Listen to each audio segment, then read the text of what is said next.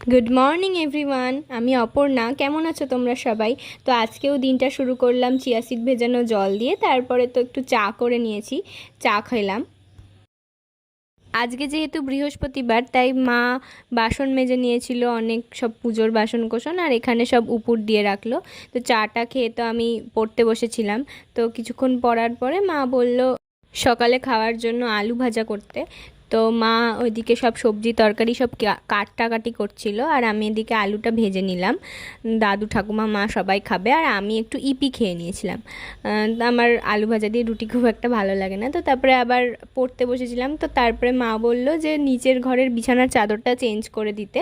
মা আজকে অনেক জামা কাপড় কেচেছে, তো এটা চেঞ্জ করে নিলাম। আর তারপরে একটুখানি খেলাম গ্লুকন্ডি। তো খেয়ে আমি স্নান করে রেডি।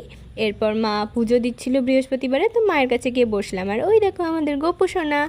তো তারপরে লাঞ্চের জন্য আমি ডিম ভেজে নিচ্ছিলাম। তো আমি, মা, দাদু ঠাকুমা সবাই খাবো, তাই একবারে সবটা গুলে নিয়েছিলাম।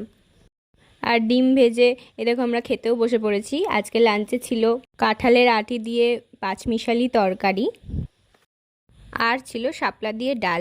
জানো তো এবছর একবারও শাপলা খাওয়া হয়নি, এই প্রথম খাচ্ছি আমরা। আর তো ডিম ভাজা করেছিলাম দেখলেই।